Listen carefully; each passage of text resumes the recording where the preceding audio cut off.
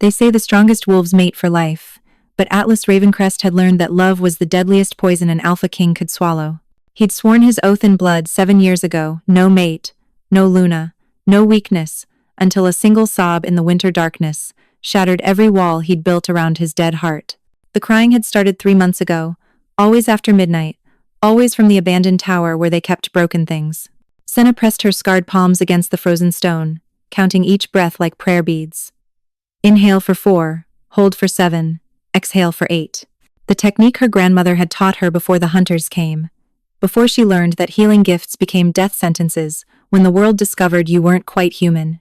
3 years she'd served as Ironhold Fortress's lowliest caretaker, the silent girl who cleaned the abandoned wings where no one ventured, who wore gloves even in summer to hide the silvery scars that marked her as something other. The Veil Walkers, her people were supposed to be extinct, burned out root and stem when King Atlas's father discovered they could walk between worlds, could touch souls and mend them or break them with equal ease.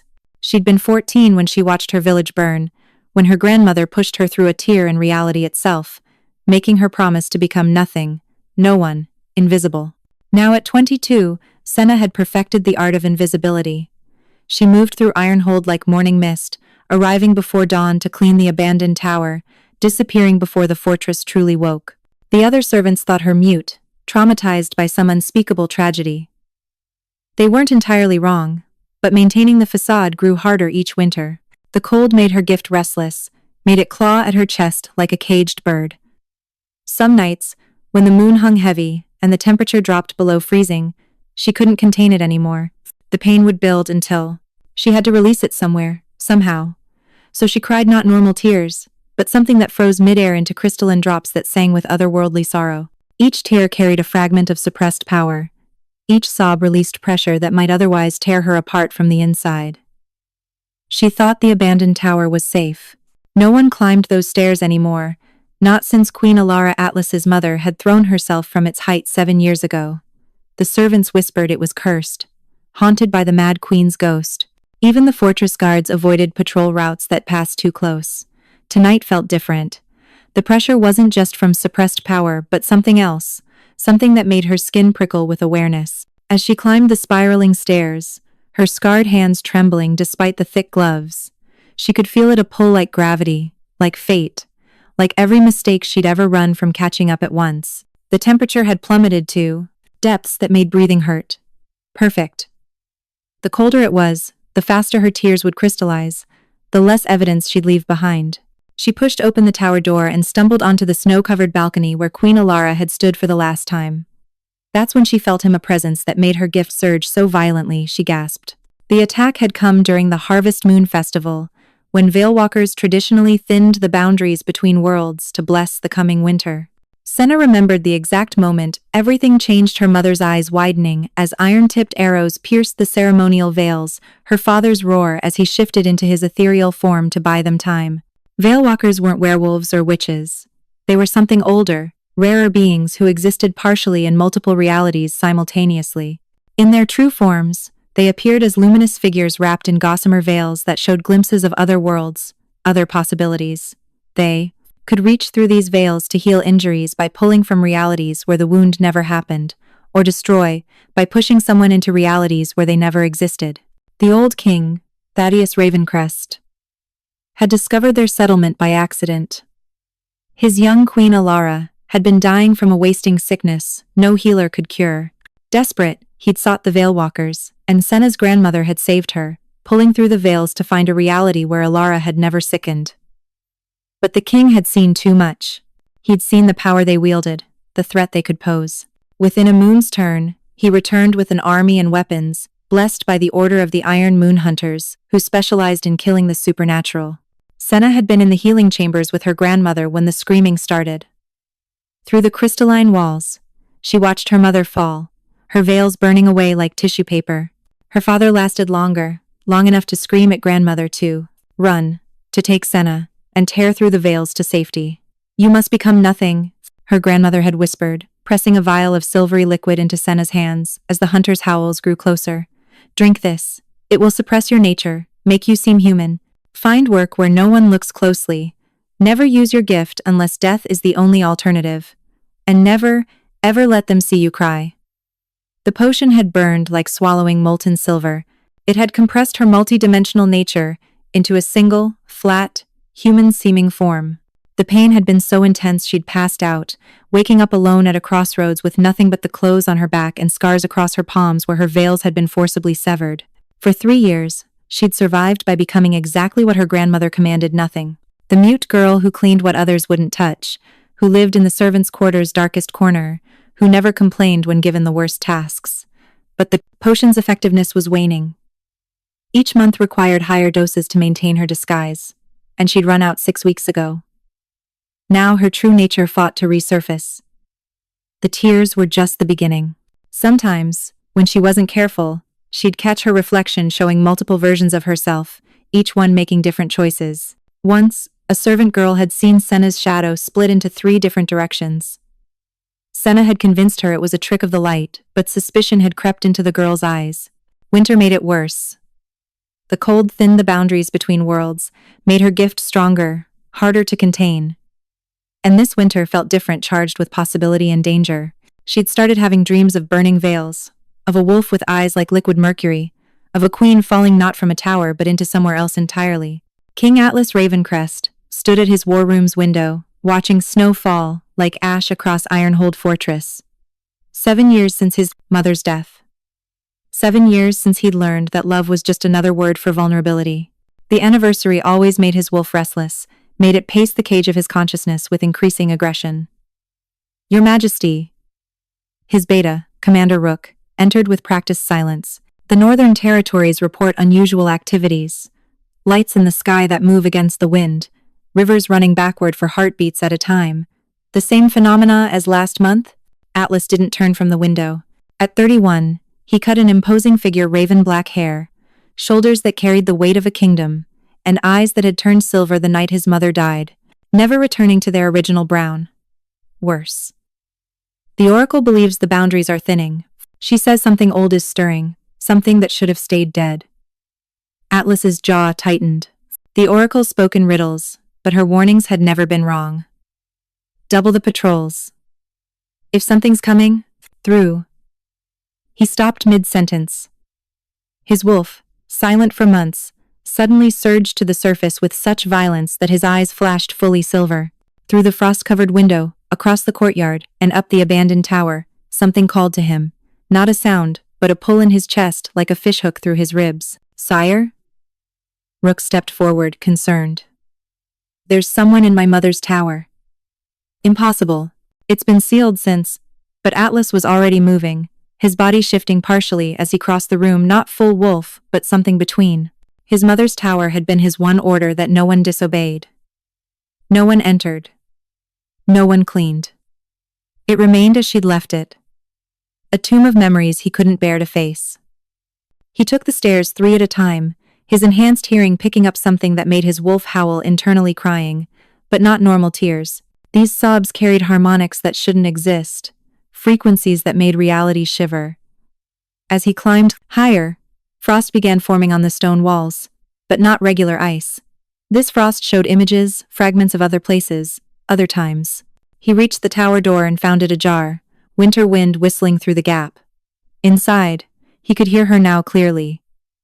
Each sob was like glass breaking in reverse, like time folding in on itself. His wolf clawed desperately at his control, demanding he burst through, demanding he claim what was his. Atlas pushed the door open silently and stopped, everything in him going still. A girl knelt in the snow on the balcony, her back to him, wearing the rough-spun clothes of a servant. But around her, reality was wrong. The snowflakes fell in impossible patterns, some rising instead of falling, others frozen midair in crystalline formations that reflected not the fortress but other places, a burning village, a queen falling, a wolf with silver eyes. As he watched, she raised her hands to her face, and he saw the scars across her palms, silvery, lines that pulsed with faint light. When her tears hit the snow, they didn't disappear. They transformed into ice crystals that sang a melody he recognized but couldn't place, a song his mother had hummed in her final days when madness took her. The girl's crying intensified, and the very air began to crack like a mirror under pressure. Through those cracks, Atlas glimpsed other worlds' versions of this moment where different choices had been made. In one, his mother still lived. In another, the fortress burned. In yet another, he saw himself holding this crying girl, both of them crowned in moonlight. "You shouldn't be here," he said, his voice carrying the authority of an alpha king. Senna froze, her tears crystallizing mid-fall into a shower of singing ice that hung suspended between them. She didn't turn, couldn't turn. His voice had hit her like a physical force, but worse was what her gift was, showing her dozens of potential futures spreading from this moment like cracks in glass. In half of them, she died before dawn. "I asked you a question." Atlas stepped onto the balcony, noting how the snow beneath her knees had formed perfect spirals, mathematical patterns that spoke of power barely contained. "No one enters this tower." She stood slowly, keeping her back to him, her scarred hands pulling her hood forward to hide her face. When she tried to step past him, he moved to block her path, not touching, but close enough that she had to stop or collide with him. "You're the mute servant girl, the one who cleans the abandoned wings." It wasn't a question. He'd seen her in passing, a shadow at the edge of vision. "Except you're not mute, are you? I heard you crying." Senna kept her head down, but nodded once. The gesture was meant to seem submissive, but Atlas caught the tension in her shoulders, the way her fingers twitched toward her palms, as if checking the scars were still hidden by her gloves. "Show me your face." She shook her head, a sharp, desperate movement. That wasn't a request.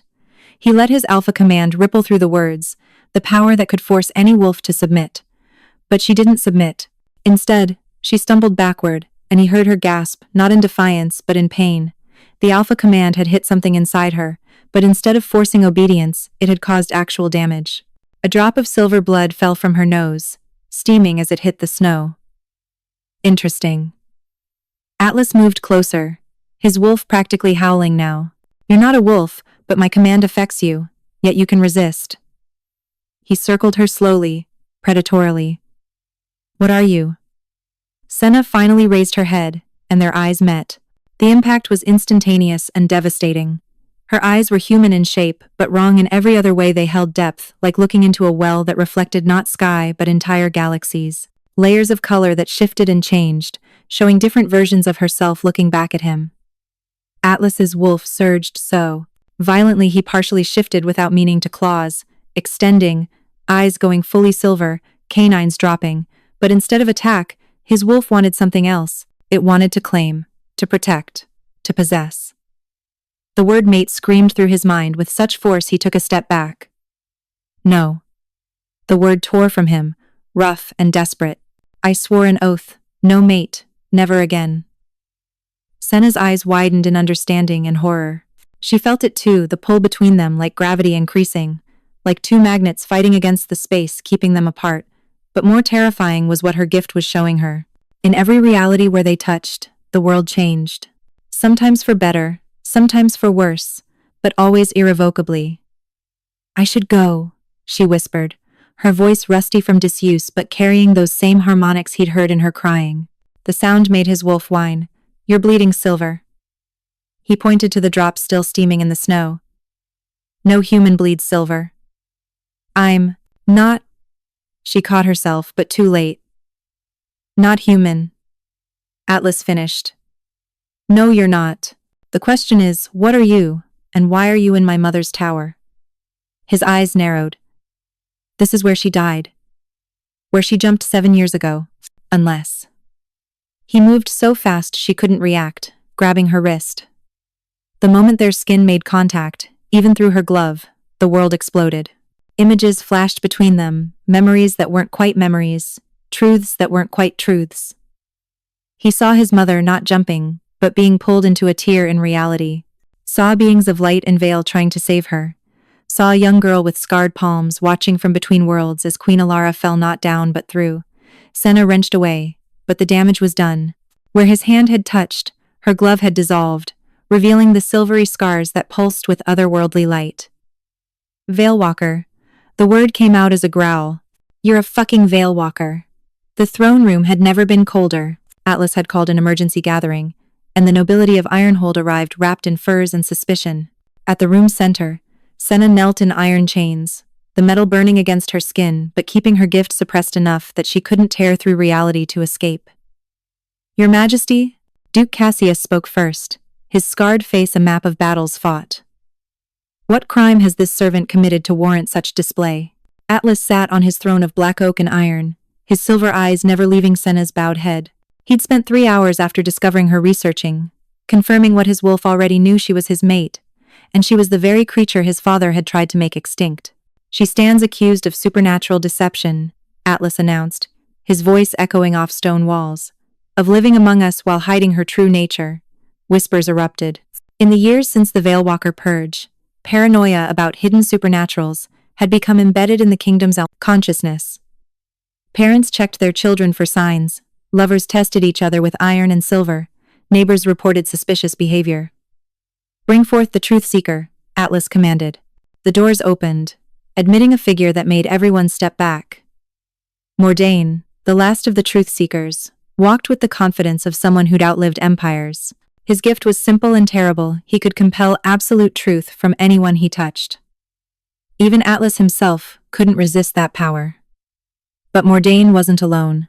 Beside him walked someone who made Atlas's wolf snarl: Princess Valdris of the Eastern Territories, dressed in white leather and silver mail, her platinum hair braided with iron bells that chimed with each step. She'd arrived yesterday, ostensibly for trade negotiations. Atlas suspected she'd come hunting for a queen's throne.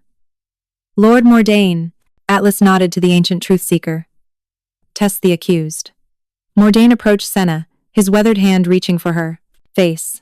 The moment he made contact, she convulsed, and the temperature dropped another 10 degrees. Frost spread from where she knelt, but not normal ice. This frost showed reflections of other worlds, other possibilities.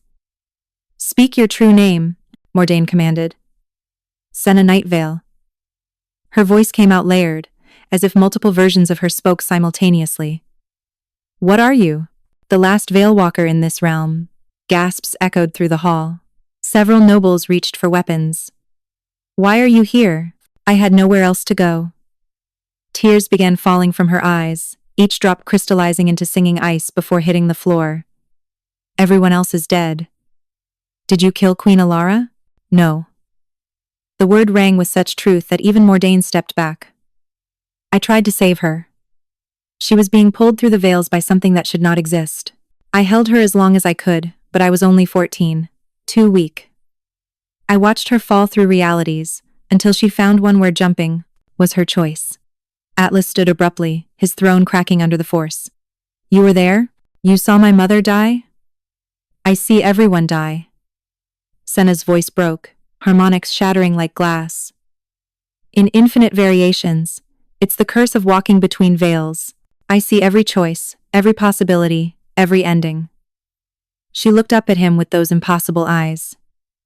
"I see yours too, King Atlas. 7 different ways you die, 12 ways you live, 3 where you never existed at all." "Blasphemy." Princess Valdris stepped forward, producing a vial of blessed silver water. "Your Majesty, this creature admits to witnessing your mother's death and doing nothing. The law demands." "I know what the law demands." Atlas cut her off, but his eyes remained on Senna. His wolf was raging, demanding he protect their mate, while his king's duty demanded justice. Valdris ignored his warning, unstoppering the vial. "Then you know we must test if she's truly the monster she claims." Before anyone could stop her, she threw the water at Senna. The effect was instantaneous and horrifying. Where the blessed silver touched skin, Senna's human disguise burned away, revealing something underneath that made even hardened warriors step back. Her true form flickered between dimensions, sometimes solid, sometimes translucent, wrapped in veils that showed glimpses of other worlds. Her screams harmonized with themselves, creating a chord that shattered every piece of glass in the throne room. But Atlas was already moving, his wolf taking control.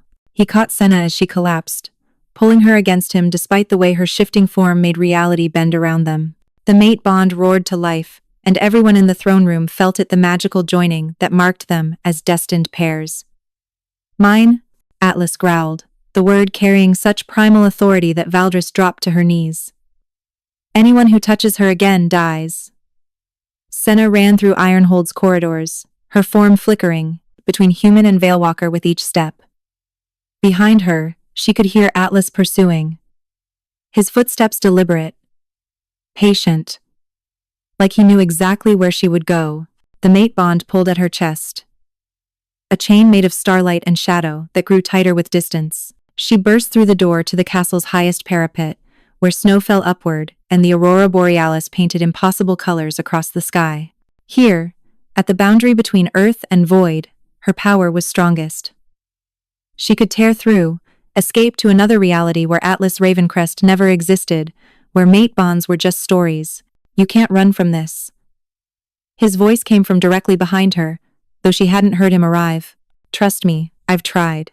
She spun to find him standing in the doorway, no longer pursuing but waiting. His silver eyes held exhaustion deeper than his 31 years should carry. You swore never to take a mate, Senna said, her veils whipping around her in ethereal wind. The whole kingdom knows King Atlas's oath. No Luna, no weakness, no love. You've refused every match for 7 years. Because of what I am. He stepped onto the parapet, and for the first time, Senna saw him truly shift. Not into a wolf, but into something else, something wrong. His form expanded and contracted simultaneously, existing in multiple states at once. Shadow and substance, wolf and man, and something older that predated both. You're not pure werewolf, she breathed, recognizing the impossible nature of what stood before her. My mother wasn't mad when she jumped, Atlas said, his form stabilizing but remaining partially shifted. She was changing. My father's bloodline carries a curse we're descended from the void wolves, the ones who hunted between worlds before the realms were separated. Every few generations, it manifests. He laughed bitterly. My mother thought marrying into the bloodline would dilute it. Instead, it activated in me the night she died. That's why you could resist telling Mordain everything, why the mate bond works between us even though I'm not a wolf. Senna's veils calmed, wrapping around her like protective silk. You're a boundary walker too. I exist between states, Atlas confirmed. Never fully wolf, never fully human, never fully in one reality. I can step sideways through dimensions for heartbeats at a time, see the spaces between worlds. It's why I knew you weren't human the moment you cried in my mother's tower. Your tears opened doorways. Your father knew, didn't he? What you were becoming. Atlas's expression darkened. He tried to burn it out of me. Iron chains, blessed silver, holy water, anything to keep me locked in this reality. When that failed, he turned his attention to eliminating anything that might trigger the curse further. His eyes met hers, like veilwalkers. Understanding crashed over Senna like a wave. The purge wasn't about power or threat, it was about you. He thought if all the boundary walkers were gone, I'd never fully manifest. He was wrong. Atlas moved closer, and reality rippled around them. The night he died, I lost control, shifted between dimensions uncontrollably. I existed in 17 different realities simultaneously, saw 17 different versions of his death, some natural, some not. I still don't know which one was real. They all were, Senna said softly. That's the curse of seeing between veils. Every possibility is equally true, until observed. You didn't kill him in this reality, but you did in others. How do you live with it? The question came out raw, desperate. Seeing everything, knowing that every choice splits the world? I cry, she admitted, gesturing to the frozen tears that still decorated the parapet like deadly ornaments. Each tear carries a fragment of possibility I can't hold anymore. It's why they sing their pieces of unrealized futures. Atlas reached out, catching one of the frozen tears. Instead of cutting his palm, it melted at his touch, and for a moment he saw what she saw, a future where they ruled together, where veilwalkers and void wolves created a kingdom between realms, where their children walked freely between worlds. Beautiful, he breathed. Impossible, she countered. The princess was right. Your kingdom demands my death. The law, I am the law. His voice carried the authority of kings and the power of the void. And I've spent 7 years refusing a mate because I thought love made me weak. But you know what I've learned? He cupped her face, his touch making her veils shimmer. Denying your nature is the true weakness.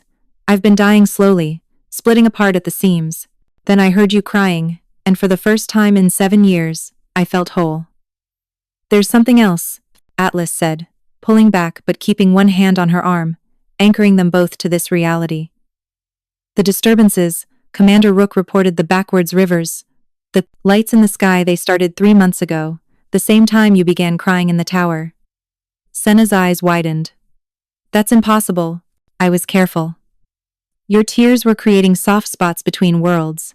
Each time you released that suppressed power, you weakened the boundaries. He guided her to the parapet's edge, where the aurora above them showed unnatural patterns. Look closer. She did, letting her vision shift to see between veils, and gasped. The lights weren't just aurora, they were tears in reality itself, showing glimpses of other dimensions bleeding through. Something's been feeding on those tears, Atlas continued, growing stronger each time you cry. The Oracle calls it the hunger, an entity from the void between worlds that consumes possibility itself. The thing that pulled your mother through, Senna whispered, pieces falling into place. It wasn't trying to kill her. It was trying to create an opening, a wound between worlds large enough to come through. And when that failed, it waited. Atlas's form flickered, showing multiple versions of himself as his control slipped. Waited for another boundary walker to create fresh tears. You've been feeding it without knowing. Before Senna could respond, the aurora above them began to writhe unnaturally. The lights condensed, spiraling down toward the fortress like a living thing. Where it touched stone, reality warped walls, aging centuries in seconds, then reversing to before they were built, existing in all states simultaneously. From within the chaos stepped a figure that made both of them stagger. It looked like Queen Alara, but wrong, she existed in multiple iterations overlapping incorrectly. Young and old, living and dead, human and something else entirely. My son, the thing wearing Alara's face, spoke with harmonics that made reality shiver. And the little Veilwalker who tried to save me. How poetic that you found each other. You're not my mother, Atlas, snarled, partially shifting into his void wolf form. I am every version of your mother that could have been. The entity responded, its form constantly shifting between possibilities. The ones who lived, who died, who transcended. The hunger showed me the truth, why exist in one reality when you can exist in all? That's not existence. Senna stepped forward, her veils flaring. That's consumption. You're devouring possibilities, erasing futures. Says the girl who cries away unwanted realities.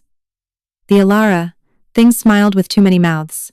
Each tear you shed is a world unmade, a future denied. We're not so different. She gestured, and the fortress began to shift, walls becoming translucent, showing multiple versions of Ironhold existing simultaneously. In some, it was ruins. In others, it had never been built. The overlapping realities made everyone inside scream as they experienced multiple versions of themselves at once. Stop, Atlas commanded, his voice carrying void authority. I can't, the entity admitted, sounding genuinely surprised. That's what you don't understand. Once you start existing between worlds, you can't stop. You can only consume or be consumed. Your little mate has been bleeding possibility for months. I've been feeding on it, growing strong enough to finally tear through. And now that I'm here. She spread her arms, and cracks appeared in the air itself. I'm going to show this world the truth of infinite possibility. There's a way to stop her, Senna said quietly to Atlas. But it means revealing what we both really are, fully manifesting. Atlas understood immediately. We'll lose control, might not come back. Or we might become something new. She took his hand, and where their skin touched, reality stabilized in a small sphere around them.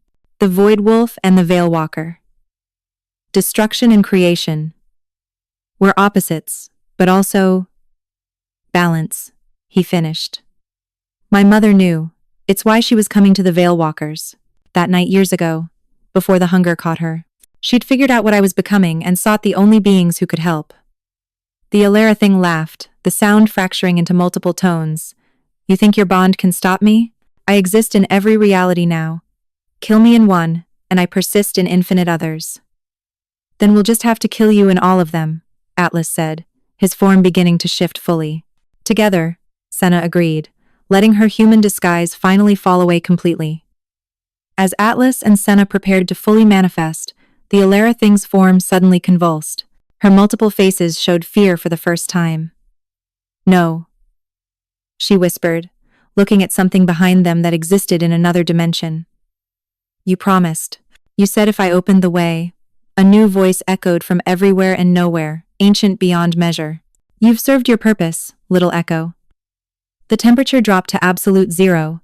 Through the tears in reality stepped something that predated, form itself the true hunger. It appeared as absence rather than presence, a void in the shape of something almost human but fundamentally wrong. Where it existed, possibility itself died. Rasputin. Senna breathed, recognizing the entity from her grandmother's oldest warnings, the first Veilwalker who tried to exist in all realities at once. Hello, granddaughter, the void said, and its voice was the sound of endings. Atlas stepped protectively in front of Senna. Granddaughter? Did she not tell you? Rasputin laughed, the sound deleting small portions of reality. The night veil line descends from me. I was the first to walk between veils. The first to see the truth that reality is just a consensus, a cage built of collective belief. He gestured, and the Alara thing dissolved, her possibilities condensing into a single point that he absorbed. I've spent centuries in the void between worlds, growing stronger, waiting for one of my bloodline to weaken the boundaries. Enough for my return. My grandmother warned me about you, Senna said, her veils whipping wildly around her. You're why the other Veilwalkers feared our bloodline, why some wanted us exiled even before the purge. Your grandmother was a fool, binding herself to a single reality, teaching you to hide, to suppress, to diminish. Rasputin moved closer, and flowers withered, stone-aged, time itself grew uncertain. But you, little one, you've been crying tears of pure possibility for months, each one a doorway, an invitation. Did you think your grief was yours alone? I've been shaping it, nurturing it, feeding it back to you amplified. You're why I couldn't stop crying, Senna realized with horror. You've been pulling at my gift from the other side. And now I offer you a choice. Rasputin extended a hand made of living void. Join me. Embrace your true heritage. Together, we can remake reality itself, exist as gods between worlds, shape possibility to our will. Or, he gestured to Atlas. Stay here with your void wolf, playing at being human, until time claims you both. She's not going anywhere with you, Atlas snarled, his form beginning to shift into the full void wolf. Ah. The cursed king speaks. Rasputin turned his attention to Atlas, and reality wavered. Do you know why your bloodline carries the void wolf curse? Your ancestors hunted my kind between worlds. They were our natural predators. Before we learned to turn that hunger against itself. Your curse isn't random, it's revenge, encoded into your very essence by dying Veilwalkers. You're programmed to hunt us, to desire us, to destroy us. You're lying, Atlas growled, but uncertainty flickered in his silver eyes. Am I? Tell me, young king, what did you feel when you first sensed her? Protection? Love? Rasputin smiled with a mouth that wasn't there. Or hunger? The need to possess? To consume? To claim? Your void wolf doesn't love her, it wants to devour her possibility. Add her power to yours. It's what you were made for. Senna felt Atlas stiffen beside her, felt his horror through their bond as he examined his own instincts and found truth in the accusation. Even if that's true, Senna said, stepping between them, he chose differently. He protected me, defended me, refused to let them hurt me. For now. Rasputin circled them, leaving trails of nothingness in his wake. But the hunger always wins. I've seen it in every reality, void wolves and Veilwalkers drawn together, mating. And then the wolf consumes the walker's power, leaving them empty husks while the wolf transcends into something monstrous. He paused. It's how the void wolves originally gained the ability to walk between worlds. They ate us. The revelation hung in the air like a death sentence. Atlas stepped back from Senna, his face stricken. I won't. I would never. You won't have a choice, Rasputin interrupted. It's instinct, deeper than thought. The moment you fully mate, the moment you complete the bond, the hunger will activate. You'll drain her dry and hate yourself for it, but you'll do it anyway. Unless, he continued, addressing Senna again, you come with me. Learn to exist beyond the reach of void wolves, beyond the limitations of flesh and reality. Become what you were meant to be infinite. I've heard enough, Atlas roared, his form exploding into the full void wolf, a creature of living darkness with eyes like dying stars, existing in multiple dimensions simultaneously. He lunged at Rasputin with reality-breaking speed. The collision shook the foundations of existence itself. Where Void Wolf met primordial Veilwalker, the world screamed. Atlas's claws, capable of cutting through dimensions, met Rasputin's form of living absence, creating paradoxes that spiraled outward in waves. Senna watched in horror as Atlas fought with savage grace, each strike designed to kill across multiple realities at once. But Rasputin simply existed around the attacks, letting them pass through spaces where he wasn't. Predictable. Rasputin sighed, gesturing lazily. The air around Atlas solidified into crystallized possibility, trapping him mid-leap. The Void Wolves always were more instinct than intellect. Atlas struggled against the prison, his form flickering through dimensions, trying to find one where he wasn't trapped. Each attempt weakened him, his existence spreading too thin across realities. "Stop," Senna cried, her veils extending toward Atlas. "You're killing him." "No, child, I'm showing you what he really is."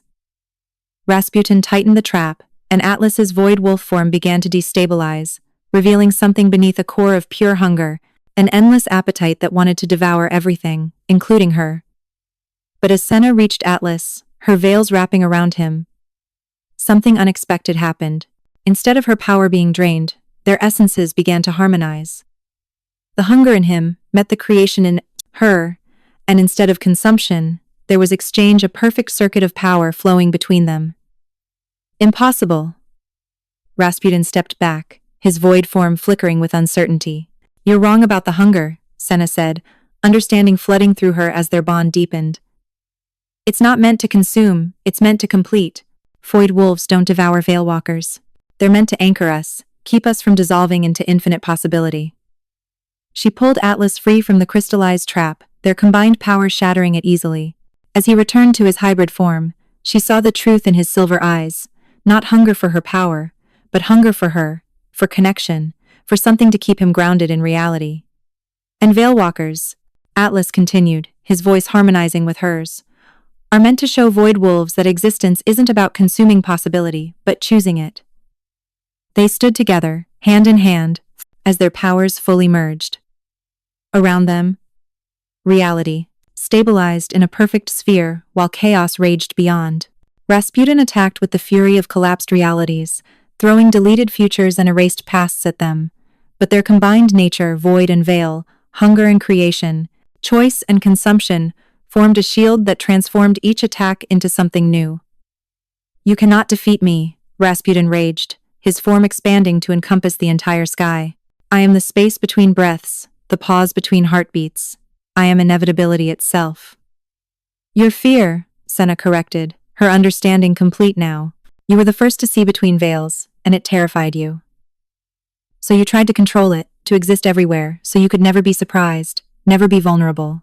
But in trying to be everything, you became nothing. We offer you a choice," Atlas added, his void wolf nature perfectly balanced with his human will. "Return to the void willingly, or we'll show you something you've forgotten in your centuries of existence, what it means to be bound to a single moment, a single choice, a single reality." Rasputin laughed, the sound deleting portions of the fortress below. "You think you can force me into a single reality? I exist in infinite." He stopped mid-sentence as Senna began to cry. But these weren't tears of suppressed power or grief. These were tears of pure choice, each one a reality where Rasputin had chosen differently, where he'd stayed mortal, where he'd loved, where he'd accepted limitation. The tears crystallized in the air, forming a prison of possibilities that could have been. Atlas added his power, his void wolf nature not consuming but defining, creating boundaries around each possibility, making them real and finite and beautiful in their limitation. No, Rasputin tried to escape, but everywhere he turned, he met another version of himself that had chosen differently. The grandfather who had taught young Veilwalkers with patience, the man who had loved and lost and accepted both, the mortal who had died peacefully, surrounded by family. "This is torture," he gasped, his form condensing, becoming more solid as the possibilities pressed in. "This is truth," Senna said gently. "Every choice we don't make is a death. You've been trying to avoid choosing, to exist in all states. But that's not life, it's paralysis." Rasputin's form continued to condense, pulled by the weight of unmade choices. His void-like existence fought against the limitation, creating reality storms that shattered what remained of the fortress's highest towers. Below, the kingdom watched in terror, as the sky itself seemed to war with itself. "If I fall, I take this reality with me," Rasputin threatened, his essence beginning to collapse into a singularity of negation. "I'll create a wound in existence that will never heal." "Then we'll heal it as it forms," Senna said, looking at Atlas. Together, understanding passed between them without words. They'd been thinking of their powers as opposite void and veil, hunger and creation. But what if they weren't opposites at all? What if they were two halves of the same force? "The void between worlds isn't empty," Atlas said, his silver eyes blazing with revelation. "It's potential. And veils aren't barriers," Senna added, her own understanding crystallizing. "They're membranes, meant to be permeable, to allow exchange." They joined hands fully, and their forms began to merge, not replacing each other, but creating something new. Atlas's void wolf nature provided structure, definition, the hunger that gave shape to formlessness. Senna's Veilwalker essence provided possibility, creation, the infinite potential that filled the void. Together, they became something that had no name because it had never existed before, a living bridge between realities, a conscious choice that could exist in multiple states without losing definition. Rasputin's collapsing form met their expanding one, and instead of destruction, there was transformation. His hunger to exist everywhere met their ability to exist anywhere but by choice, not compulsion. The singularity he was becoming reversed, not exploding outward but inverting, folding into itself until it became something else entirely. "What are you doing to me?" Rasputin's voice was small now, almost human. "Giving you what you've forgotten you wanted," Senna said through their merged form. "A home, a single reality to belong to choose, to love." "But I'll die," he whispered. "If I exist in just one reality, time will claim me." "Everything dies," Atlas's voice joined Senna's. "That's what makes life precious. The limitation is the gift." They pulled Rasputin through their bridge, form, filtering his dispersed existence through their combined nature. What emerged on the other side wasn't the primordial hunger that had terrorized realities, but an old man, ancient, tired, but undeniably alive and present in a single moment. He collapsed onto ruined parapet, solid flesh touching stone for the first time in centuries. When he looked up, his eyes were human, one brown, one gray, filled with tears that were just salt and water. "I remember," he gasped. "I remember being young, being afraid, being mortal." Senna and Atlas separated, both exhausted but transformed. They weren't fully their original selves anymore. Atlas's eyes held flecks of starlight among the silver, while Senna's veils were shot through with threads of void dark that gave them definition and strength. "The tears in reality," Atlas said, looking up at the sky where wounds still gaped between worlds. "We need to heal them." "Not heal," Senna corrected, understanding their new nature. "Transform." Together, they reached out to the tears Rasputin had created. But instead of closing them, they did something else. They turned them into doorways. Controlled passages between realities, bounded by Atlas's void nature and made traversable by Senna's veils. Each door would require choice to pass through, intention, acceptance of consequence. Throughout Ironhold, people who had been experiencing multiple versions of themselves suddenly snapped back into single forms. But they remembered the other possibilities, the other choices. It didn't drive them mad. Instead, it gave them perspective, empathy for the paths not taken. "What have you done?" Rasputin asked, watching reality restructure itself around their intervention. "We've given the world what you tried to take," Senna said. "Choice. The ability to see other possibilities without being enslaved by them. The doors will need guardians," Atlas added, helping the old man to his feet. "Someone who understands the danger of trying to exist in all realities at once." Rasputin looked at the doorways forming in the sky, stable, beautiful, terrifying in their potential. "You want me to guard against my own mistake?" "Who better?" Senna asked gently. "You know the temptation, the cost. You can warn others, guide them. And if I refuse, if I try to reclaim my power?" Atlas's form flickered with void wolf menace. "Then we'll stop you, but I don't think you will. I think you're tired of being everything and nothing. I think you want to be someone again." The old man looked at his hands wrinkled, spotted with age, gloriously limited, and wept. The great hall of Ironhold had been rebuilt with impossible architecture, walls that existed in multiple dimensions but chose to manifest in one, pillars of crystallized possibility that showed glimpses of other realities without allowing passage.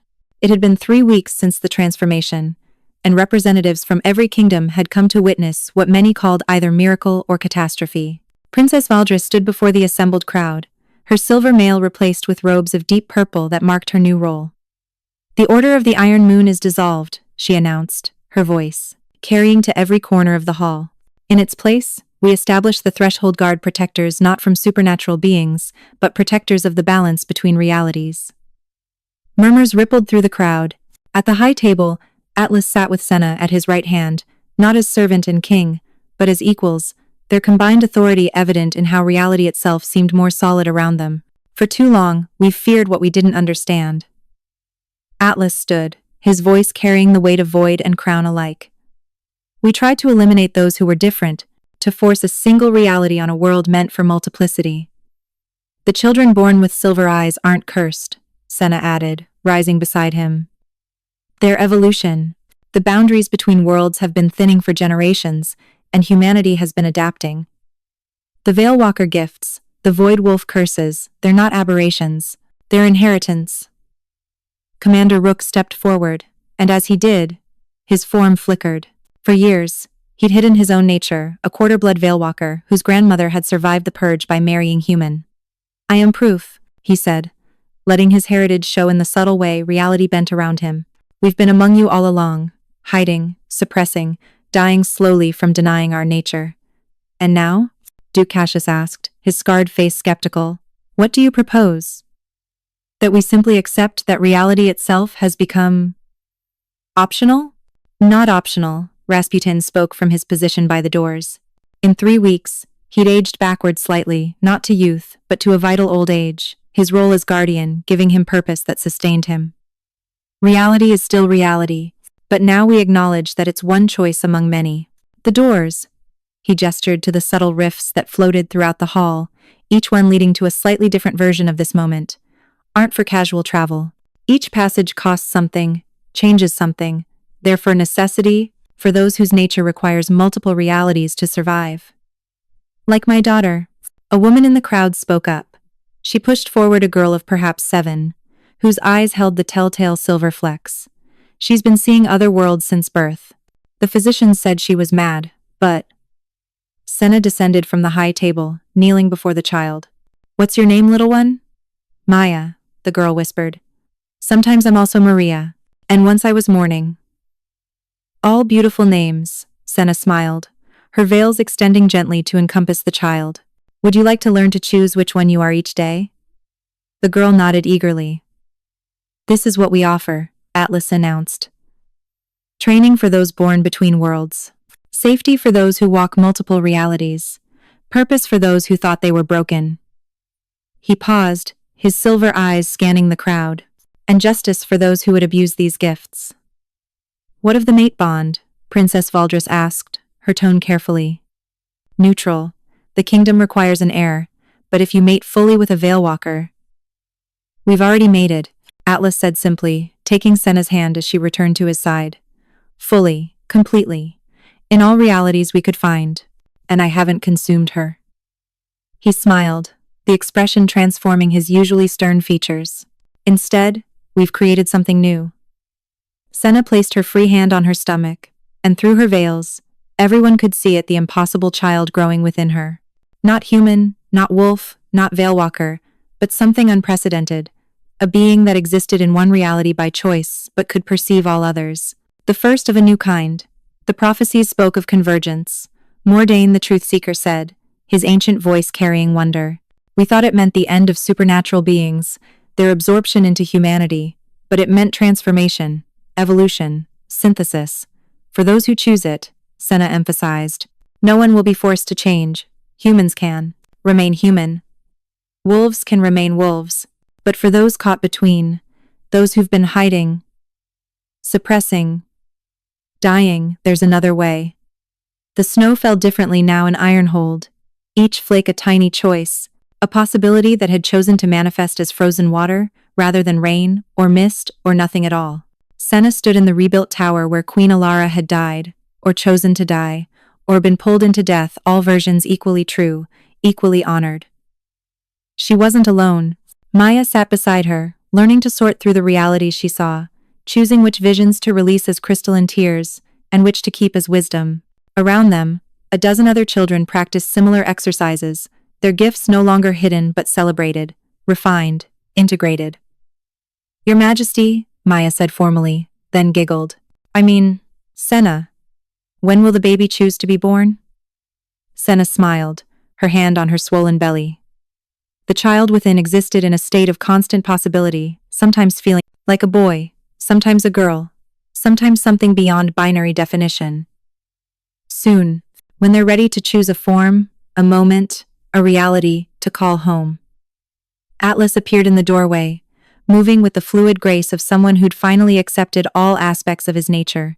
His void wolf form no longer fought against his human side, they'd integrated into something seamless. "The delegation from the Southern Realms has arrived. They're requesting an audience about establishing their own threshold doors. Tell them we'll meet them at tomorrow's dawn," Senna said, "when the veils are thinnest and choices are clearest." He crossed to her, wrapping his arms around her from behind, his chin resting on her head.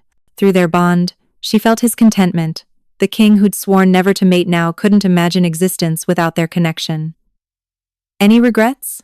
he asked, echoing their conversation from months ago. "How could I?" She turned in his arms, her veils wrapping around them both. "I spent 3 years pretending to be nothing, hiding in shadows, crying alone where no one could hear. And you spent 7 years denying love, denying connection, denying half your nature. And now we're teaching the world that hiding your true self isn't protection, it's poison, that the things we fear in ourselves might be the very gifts the world needs." Below in the courtyard, she could see Rasputin teaching a class of threshold guards, his centuries of experience now wisdom instead of weapon. Commander Rook trained others who'd discovered supernatural heritage, helping them integrate their gifts with their existing lives. Princess Valdris, who'd come hunting for a crown, had found instead a calling. She'd become the most skilled of the threshold guards, able to step between realities for heartbeats at a time to prevent paradoxes. "The Oracle sent another prophecy," Atlas mentioned, pulling a scroll from his coat. "Want to hear it? Is it properly cryptic and unhelpful?" "Of course." He unrolled it and read. "When the crying stops, the singing begins. When the hunger feeds, the void fills. When the choice is made, all choices become possible." Senna laughed, the sound harmonizing with itself across realities. "I think that already happened. Or it's happening now. Or it will happen." "All equally true," they said together. A cry interrupted them, not of sorrow but of joy. One of the children had managed to consciously choose between realities for the first time, solidifying from a flickering, uncertain form into a single, defined self. The other children cheered, their voices creating harmonies that shouldn't exist. "You know what I realized?" Atlas said, watching the celebration. "My mother didn't die because she was mad. She was pulled through because she was changing, evolving, becoming something the world wasn't ready for. But her sacrifice created the cracks that let you through, that let us find each other, that let all of this become possible." "Every ending is a beginning," Senna agreed. "Every tear a doorway, every cry a call for connection." As if in response, their child moved within her, a sensation like reality shifting, like choice being made. Through her veils, she saw the moment approaching when their baby would choose to be born, not just in this reality but as an anchor point across many, a living bridge between worlds. "The kingdom will never be the same," Atlas observed. "No," Senna agreed, then smiled. "It will be infinite." The snow continued to fall upward and downward and sideways. And in ways that had no names, as Ironhold transformed into something unprecedented. A kingdom where monsters walked openly, where humanity evolved consciously, where the void between worlds became a bridge rather than barrier. And in the tower, where a queen had fallen and a servant had cried, a king and his mate stood together, no longer hiding, no longer afraid, no longer alone. They discovered that the greatest power wasn't in being everything or nothing, but in choosing, moment by moment, who and what and where to be. The age of hiding was over. The age of integration had begun. And somewhere between realities, in the space where all possibilities existed, their story continued, not ended, but transformed. Not finished, but infinitely beginning.